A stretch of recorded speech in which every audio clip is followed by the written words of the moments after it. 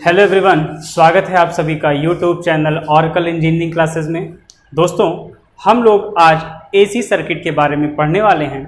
हमने अपने पिछले वीडियो में फेज़र को जोड़ना सीखा था कि कैसे दो फेज़र हों या फिर उससे अधिक फेज़र हों तो कैसे हम उन सभी को आपस में ऐड कर सकते हैं।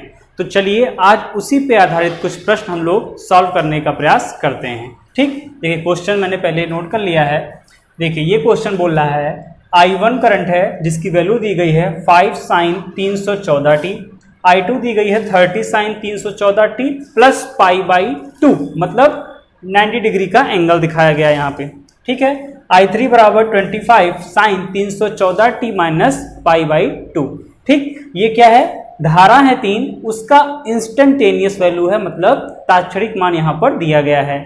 हमसे क्वेश्चन पूछेगा कि इन तीनों धाराओं का रिजल्टेंट करंट क्या होगा, मतलब इन सभी का योग क्या होगा। ठीक, तो देखिए अगर ये फेजर में नहीं होता तब तो आप डायरेक्टली ऐड कर देते, मतलब क्या हो जाता 25, 30 और 5 सब जोड़ देते 60 आ जाता। लेकिन ये क्या है, इंस्टेंटेनियस में और फेजर वैल्यू है, इसलिए हम लोग यहाँ पर फेजर डायग्राम बनाएंगे और उससे सॉल्व करने का प्रयास करेंगे। ठीक, चलिए देख लेते हैं।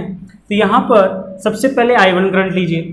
I1 जो है, ये तीनों धाराएं क्या हैं, साइन सिग्नल में ही है। ठीक, तीनों साइन सिग्नल में ही हैं, लेकिन यहाँ पे जो ओमेगा टी, अगर 314t को ओमेगा टी से रिप्लेस करें तो ओमेगा टी है, प्लस एंगल यहाँ पर कुछ भी नहीं है, मतलब हम क्या बोल सकते हैं, यहाँ पे मान सकते हैं प्लस 0 डिग्री, इससे कोई चेंज नहीं आने वाला। ठीक, चलिए तो यही 0 को हम लोग ले लेते हैं रेफरेंस। ठीक, मतलब ये हो जाएगा हम लोग की करंट क्या, I1। क्लियर यहाँ तक। फिर बोला जा रहा है I2 जो है, I2 बराबर 30 sin 314t प्लस π/2, मतलब अगर ये 0 डिग्री पर है तो जो I2 वाली है ये कहाँ पर है, प्लस π/2, मतलब 90 डिग्री आगे है। ठीक, अभी के लिए आगे का मतलब हम लोग एंटी क्लॉकवाइज चलेंगे और पीछे का मतलब हम लोग चलेंगे क्लॉकवाइज। ठीक, ये आपको अगले वीडियो में मिल जाएगा कि ऐसा होता क्यों है। ठीक है, तो I2 जो है ये इस I1 से कितना डिग्री पर, π/2, मतलब 90 डिग्री पर आगे होगा। तो हम लोगों ने यहाँ पे खींच लिया I2, ये I1 और ये हो गया I2। क्लियर यहाँ तक। अब I3 देख लेते हैं। I3 बोला जा रहा है कि 25, ये जो 5, 30, 25 ये सब क्या है, इसके मैक्सिमम वैल्यू है, मैग्नीट्यूड को दर्शा रहा है।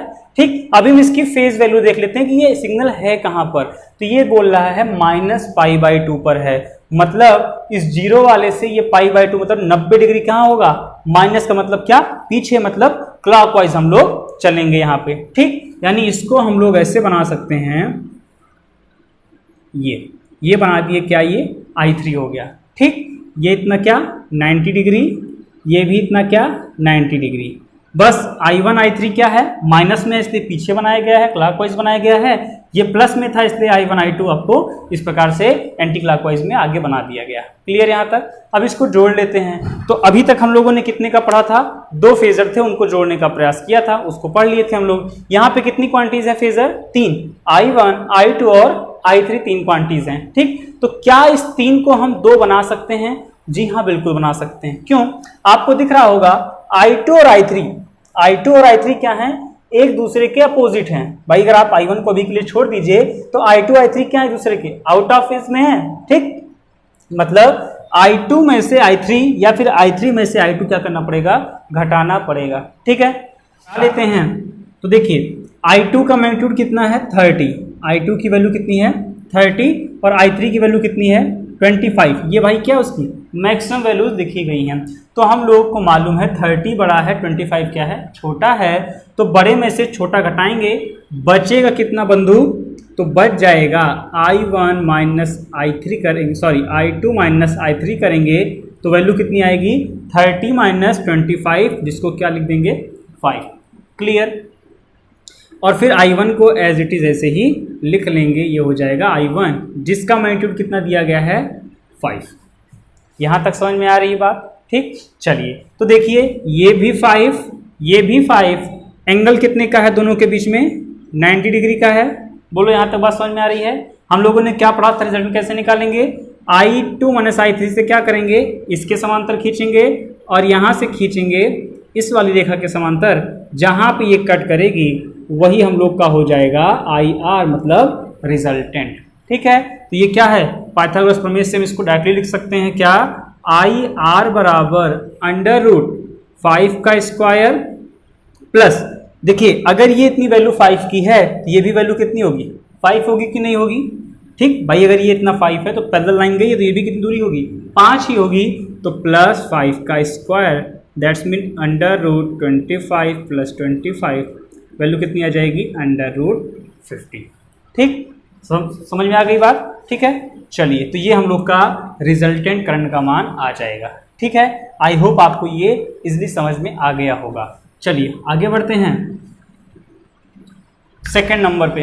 इसमें बोला गया है E1 = 10 sin ωt and E2 = 10 cos ωt, यानी एक साइन फंक्शन है, दूसरा किस में दिया गया है, कॉस में दिया गया है। ठीक है, देखिए जब तक फ्रीक्वेंसी बराबर होगी तब तक आप आसानी से उसको जोड़ सकते हो, घटा सकते हो, लेकिन अगर फ्रीक्वेंसी अलग है और सिग्नल अलग है तो आप बता नहीं सकते हैं। यहाँ पे एक साइन में दिया गया, दूसरा किस में है, कॉस में दिया गया है।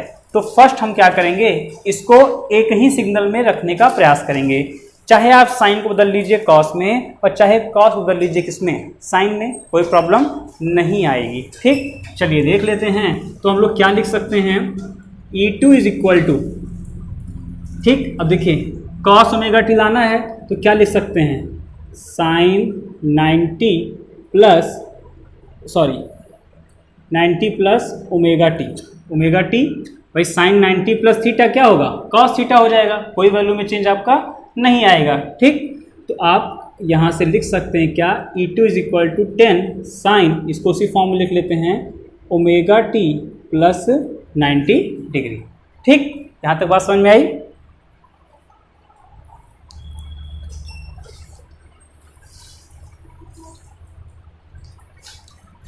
तो इसका E1 और E2 हमको दोनों किस में मिल गए, साइन फंक्शन में हमको मिल जा रहे हैं। तो चलिए अब इसका बना लेते हैं हम लोग क्या, फेजर, और वहां से सॉल्व कर लेते हैं फेजर से। तो E1 E2 कुछ भी आप ले लीजिए, E1 को मैंने यहाँ पे ले लिया, E1 का मैग्नीट्यूड कितना है, 10, क्लियर। चलिए E2 का मैग्नीट्यूड कितना है, 10 है, और ये E1 से साइन ωt, लेकिन ये क्या है, +90, मतलब 90 डिग्री प्लस, मतलब क्या बोला गया, एंटी क्लॉकवाइज चलेंगे। तो ये हम लोग एंटी क्लॉकवाइज दिखा दिए, किसकी वैल्यू, E2 की, और ये भी कितनी है, 10, E2 की वैल्यू भी कितनी, मैक्सिमम 10। अब ये दोनों फिगर क्या सेम बन जाएंगे, सेम टू सेम सॉल्व कर लेंगे। E2 से E1 के समांतर, E1 से E2 के समांतर, जहाँ पे कट करेगा वही हो जाएगा ER, मतलब रिजल्टेंट। सॉल्व कर लेंगे तो ER बराबर आ जाएगा √10 का स्क्वायर प्लस ये भी कितना, 10 का स्क्वायर, यानी √200। ये इसको सॉल्व कर लिए, यही आपका फाइनल में आंसर हो जाएगा। क्लियर यहाँ तक। चलिए नेक्स्ट क्वेश्चन नंबर 3 पर। इसमें 3 आपको फेजर दिखाए गए हैं अलग अलग। एक ये डैश डैश यानी रेफरेंस होगा, वहां से 60 डिग्री पर दिखाया गया है I1, जिसका मैग्नीट्यूड कितना है, 6 एम्पियर। I2 करंट दिखाई गई है ऊपर की ओर, कितनी वैल्यू है उसकी, 3 एम्पियर। और I3 दिखाई गई है जिसकी वैल्यू कितनी है, 4 एम्पियर। ये तीनों अभी अलग अलग दिखाए गए हैं। क्या हम इन तीनों को एक साथ बना सकते हैं? जी हाँ, बिल्कुल बना सकते हैं। कैसे, देख लेते हैं। देखिए ये जो रेफरेंस था इसको मान लेते हैं क्या, I3 इसी पे आ जाएगी, तो बना लेते हैं। ठीक, सॉरी, ये हो जाएगी हम लोग की करंट I3, जिसकी वैल्यू दी गई कितनी, 4 एम्पियर। यहाँ तक ठीक है बात। चलिए फिर आपसे कहा गया है कि देखिए I2 वहाँ से I3 से I2 क्या है, 90 डिग्री पर है। जैसे बना बस खाली इसको आपस में जोड़ दीजिए, I2 ये 3 एम्पियर हो गया। ठीक, अब देखिए यहाँ से इसी रेफरेंस से ये कितने डिग्री पर है, 60 डिग्री पर है। कितने डिग्री पर है, 60 डिग्री पर है। ठीक, चलिए बना लेते हैं। इसी रेफरेंस से ये आपका कितने डिग्री पर हो गया, 60 डिग्री पर, जो किसका मान है, I1 का। ठीक, यहाँ तक बात समझ में आ रही है। चलिए अच्छी बात है अगर आ रही है। तो अब आपसे देखिए, ये तो कह सकता है कि तीनों को जोड़ के दिखाओ, तीनों भी आप बता सकते हैं, या फिर आपसे कह सकता है कि आप अलग, इसका मान कितना है, 6 एम्पियर है। आपसे कहेगा I1 + I2 बताइए, I1 + I2 बताइए कितना होगा, या फिर कह सकता है I2 + I3 वेक्टर देखिए फेजर में दिखाया जा रहा है कितना होगा। ठीक, तो चलिए सॉल्व कर लेते हैं। I2 I3 अगर पूछा गया है कितना आसान है, अभी I1 को आपको भूल जाना है। I2 I3 बीच में एंगल कितना है, 30 डिग्री का है। तो हम यहाँ से क्या करेंगे, I2 I3 के लिए अगर सॉल्व करेंगे तो कुछ ऐसे बनेगा, I2 और ये क्या I3, सॉरी यहाँ पे I3, यहाँ पे क्या बन जाएगा I2, और सॉल्व करिए यहाँ से इसके पैरेलल, यहाँ से इसके पैरेलल, जहाँ कट करेगा वही क्या हो जाएगा, रिजल्टेंट हो जाएगा। और सॉल्व करेंगे तो क्या आएगा, IR बराबर अंडर रूट, इसकी वैल्यू I3 की वैल्यू कितना है 4, 4 चौक 16, प्लस ये वर्टिकल यानी I2 की वैल्यू कितनी दी गई है 3, 3 त्रिका 9, अंडर रूट 25 का मतलब कितना 5 एम्पियर हम लोग का I2 और I3 को जोड़ने पर हो जाएगा। ठीक, क्योंकि ये फेजर में ऐड हो रहे हैं। अगर आप डायरेक्टली जोड़ोगे 4, 3, 7 तो आपका क्या हो जाएगा, गलत हो जाएगा, क्योंकि ये क्या है फेजर क्वांटिटी है, मतलब AC है तो वेक्टर क्वांटिटी होगी, और रोटेटिंग वेक्टर को ही हम क्या बोलते हैं, फेजर बोलते हैं। ठीक, यहाँ तक बात। चलिए, अगर सपोज दैट I1 I2 जोड़ने के लिए कह दिया जाए, I1 और I2 को जोड़ने के लिए कह दिया जाए तो क्या किया जाएगा, तो देख लीजिए कुछ भी नहीं, काफ़ी आसान है। इसको मैं मिटा देता हूँ।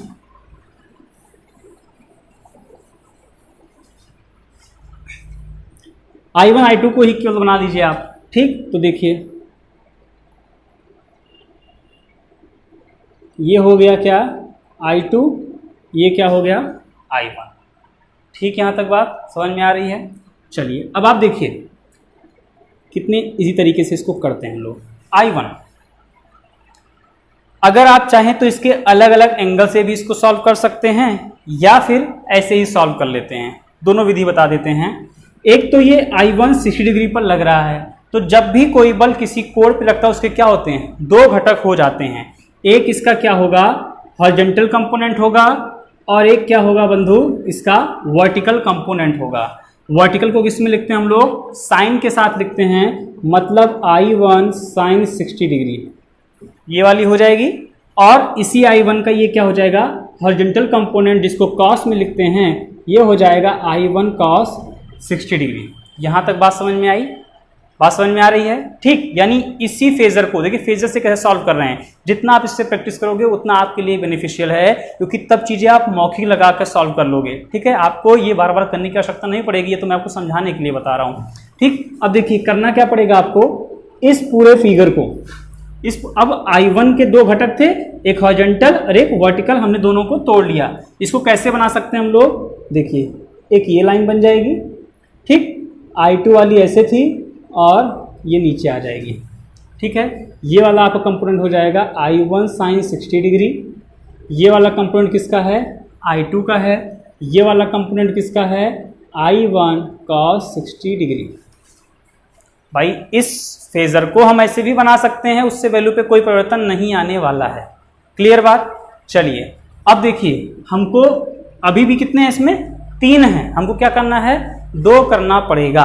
2 करने के लिए क्या करिए आप, I2 minus I1 sign 60 degree दिख रहा है, दोनों एक दूसरे क्या हैं, अपोजिट में हैं। बात समझ में आ रही है, दोनों एक दूसरे क्या हैं, अपोजिट में हैं, तो घटेंगे। तो जब घटेंगे तो उससे हमको कुछ वैल्यू मिलेगी, जो कि क्या होगी, I2 minus I1 sign 60 degree. ठीक, और इधर ये जो है कितना दिख रहा है, I1 cos 60 डिग्री। बात समझ में आई। ठीक, अब 2 बल हो गए ना, अब हम लोग के पास 2 बल हो गए। ठीक, इसका मान रख के सॉल्व कर लीजिए, इसका मान रख के सॉल्व कर लीजिए, और फिर क्या पढ़ा गया है, यहाँ से इसके पैरेलल और इससे इसके पैरेलल, जहाँ पर कट करेगा वही क्या हो जाएगा, इन दोनों का रिजल्टेंट हो जाएगा। वही क्या हो जाएगा, रिजल्टेंट हो जाएगा। आप आसानी से इसकी वैल्यू फाइंड आउट कर सकते हैं। तो चलिए रख लेते हैं, क्या मिलेगा, I2 की वैल्यू कितनी थी, 3 माइनस I1 का मैग्नीट्यूड कितना था, 6 गुणे साइन 60 रूट 3/2। ठीक, 3 दूनी 6, 3 हो गया, यानी इसकी वैल्यू हमको मिली 3 माइनस 3 रूट 3। ठीक, यहाँ तक। अब देखिए I1 की वैल्यू कितनी, 6 cos 60 का मान कितना, 1/2, यानी इस पूरे की वैल्यू कितनी मिल गई, 3। इसकी वैल्यू मिल गई 3, और इस वर्टिकल वाले की वैल्यू कितनी मिल गई 3 माइनस 3√3। अब कुछ नहीं करना आपको, इसका स्क्वायर प्लस इसका स्क्वायर और रूट निकाल लेंगे तो आपकी वैल्यू क्या होगी, IR का मैग्नीट्यूड आपको मिल जाएगा, जो कि I1 और I2 का क्या होगा, फेजर सम कहलाएगा। ठीक बात समझ में आई? आगे का प्रोसेस आप कर लीजिएगा। ठीक, चलिए कुछ एक दो सवाल हम और देखते हैं। तो देखिए स्टूडेंट, हम लोगों ने जो सबसे लास्ट वाला क्वेश्चन किया था उसको हम लोग एक तरीके से और कर सकते हैं। क्वेश्चन क्या था हम लोग का, ये ऐसे करंट I2 थी जिसका मैग्नीट्यूड कितना था 3 एम्पियर था, और यहाँ से एक 60 डिग्री पर करंट लग रही थी I1 60 डिग्री पर, जिसका मैग्नीट्यूड कितना था 6 एम्पियर था। ठीक है, तो एक तो हम लोगों ने क्या किया, इसको कंपोनेंट में तोड़कर फिर देखा सॉल्व करना। अब अगर हम लोग इसको डायरेक्टली करना चाहें तो कैसे करेंगे वो भी देख लेते हैं। तो देखिए ये एंगल आपको कितना दिख रहा है, 90 डिग्री का है, यहाँ तक कोई प्रॉब्लम नहीं है, एंगल 90 डिग्री का हो गया। और ये कितना है 60 डिग्री है, मतलब I1 और I2 के बीच अगर हम इस पूरे एंगल की बात करें तो पूरा एंगल कितना हो जाएगा बंधु 150 डिग्री का। इसको हटा देते हैं, कितना हो गया एंगल 150 डिग्री का हो गया। ठीक है, अब हमको इसी I1 और I2, क्योंकि हमारा क्वेश्चन क्या था I1 प्लस I2 बराबर हमको बताना था, तो इसका अगर रिजल्टेंट निकालना है तो क्या करना पड़ेगा, हम लोगों ने पढ़ा है कि I2 से ड्रॉ करिए लाइन आप I1 के समांतर, इसको हटा दे रहे हैं, और I1 से ड्रॉ करिए I2 के समांतर, जहाँ पर कट करेगा वही हो जाएगा रिजल्टेंट IR। पिछले वीडियो में हम लोगों ने सब देखा था।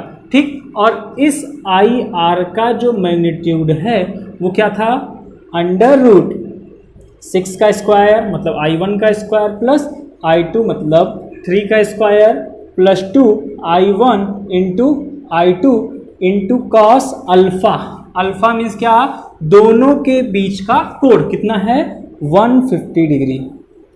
ठीक, यहाँ तक बात। आप इसको सॉल्व कर लीजिए, इसको सॉल्व करने पर भी 3.72 एम्पियर ही आएगा आंसर, जो आपका पहले वाले मेथड से भी आ रहा था। ठीक है, तो एक तो मेथड लास्ट वाला था जो यहाँ पे हम लोगों ने देखा, और एक ये मेथड है, दोनों तरीके से आप कर सकते हो। ये थोड़ा सा इजी मेथड है, वो मैंने बताया था कि आप कैसे अलग अलग कंपोनेंट में तोड़ कर भी उसको सॉल्व कर सकते हो। ठीक, आंसर दोनों से सेम ही आएगा। चलिए अब एक क्वेश्चन और ले लेते हैं हम लोग। तो देखिए हम लोग के पास ये 2 क्वेश्चन है। ठीक, इसमें अलग अलग वेक्टर्स दिया गया है, अलग डायरेक्शन में EMF लग रहे हैं। इसका रिजल्टेंट बताना है आपको कि बताइए E1 plus E2 plus E3 plus E4 का मैग्नीट्यूड कितना होगा। और ये सवाल दिया गया है, इसमें 2 AC सोर्स लगे हुए हैं, मैग्नीट्यूड दोनों का इक्वल है, मगर एंगल क्या है, ये प्लस 45 डिग्री, ये क्या है माइनस 45 डिग्री है। आपको A से B के बीच में टोटल वोल्टेज बताना है। क्लियर यहाँ तक? चलिए तो देखिए इसको सॉल्व करते हैं। तो हम लोगों ने सीखा क्या था, जो भी वेक्टर अलग अलग डायरेक्शन में लग रहे हैं, अगर उन सभी का एक साथ रिजल्टेंट निकालना है तो सबको एक कॉमन पॉइंट से हम बना लेंगे। चलिए बनाते हैं। तो देखिए E2 इधर लग रहा है, E2 का मैग्नीट्यूड कितना है 24 वोल्ट। ठीक है, E1 ऊपर की ओर लग रहा है, मैग्नीट्यूड कितना है इसका 9 वोल्ट। ठीक, अब देखिए E3 इस साइड लग रहा है, मैग्नीट्यूड कितना इसका 20 वोल्ट, और E4 जो कि नीचे की ओर लग रहा है, इसका मैग्नीट्यूड कितना है 6 वोल्ट। यहाँ तक क्लियर है? अब देखिए 4 आपके फोर्स हैं या EMF हैं जो कि 4 अलग अलग दिशाओं में लग रहे हैं। तो हम लोगों ने पढ़ा था कि अगर इनको कन्वर्ट कर लिया जाए 2 में, यानी x और y में कन्वर्ट कर लिया जाए तो आसानी से हम लोग सॉल्व कर सकते हैं। तो देखिए E2 और E3 क्या हैं, आउट ऑफ फेज हैं, एक दूसरे का क्या कर रहे हैं, विरोध कर रहे हैं। तो E2 बड़ा दिख रहा है, E3 क्या दिख रहा है, छोटा दिख रहा है। तो E2 में से E3 घटाकर हमें एक वैल्यू मिलेगी जो कि किस साइड तीर बनेगी, तो जिसके मैग्नीट्यूड बड़ा होगा तीर उधर ही बन जाएगी। ऐसे ही E1 और E4 भी क्या हैं, एक दूसरे का विरोध कर रहे हैं। E1 का मान ज़्यादा है तो ऊपर की ओर लाइन बन जाएगी। ठीक, बना लेते हैं। तो ऊपर वाला जो मैग्नीट्यूड है ये हमको क्या मिलेगा, E1 माइनस E4, ऊपर वाला इसमें से ये घट जाएगा, और इस साइड क्या मिलेगा, इधर हमको मिलेगा E2 माइनस E3। ठीक, तो E2 मतलब 24 माइनस 20 करेंगे कितना आ जाएगा 4 वोल्ट आ जाएगा, और E1 माइनस E4 करेंगे कितना आ जाएगा 9 माइनस 6, तो कितना आ जाएगा 3 वोल्ट। ठीक है यहाँ तक? अब आपको रिजल्टेंट निकालना है तो दोनों से पैरेलल लाइन खींचेंगे, जहां कट करेगा वही क्या हो जाएगा ER, मतलब रिजल्टेंट EMF, जिसका मतलब क्या है E1 E2 plus E3 plus E4। ठीक, तो सॉल्व कर लीजिए। ER बराबर अंडर रूट 4 का स्क्वायर कितना 16, 3 का स्क्वायर कितना 9, अंडर रूट 25, जिसका मान कितना आ जाएगा 5 वोल्ट। मतलब E1 E2 E3 E4 को जोड़ेंगे कितना मिलेगा हमको 5 वोल्ट मिल जाएगा। ठीक, आई होप आपको समझ में आया होगा। ठीक है, चलिए नेक्स्ट क्वेश्चन देख लेते हैं। इसमें 2 सोर्स लगा हुआ है, आपसे पूछा है कि ए बी पर रिजल्टेंट वोल्टेज कितना मिलेगा। तो देखिए 30 वोल्ट 30 वोल्ट दोनों का मैग्नीट्यूड तो सेम है, बट एंगल क्या है, अलग अलग है। एंगल देखिए, अगर हम यहाँ से मान लेते हैं कि ये रेफरेंस हम लोग की है 0 डिग्री की लाइन, ठीक, इसको मान लेते हैं कि ये EMF E1 है और ये क्या हो जाएगा EMF E2 हो जाएगा। क्लियर यहाँ तक। E1 30 डिग्री मैग्नीट्यूड है, एंगल कितना है प्लस में 45 डिग्री, तो प्लस का मतलब क्या था, हम एंटी क्लॉकवाइज चलेंगे। तो यहाँ से मान लीजिए हम लोगों ने बना दिया कुछ ऐसे, ये E1 वाला है जो कि यहाँ से कितनी डिग्री पर लग रहा है 45 डिग्री पर। करेक्ट इतनी बात। चलिए अब E2 देख लेते हैं, मैग्नीट्यूड 30 है बट एंगल कितना है माइनस में 45 डिग्री है, दैट्स मीन ये नीचे की ओर आ जाएगा। ठीक, कितना एंगल पे 45, किसकी वैल्यू हो गई E2 की। करेक्ट इतनी बात।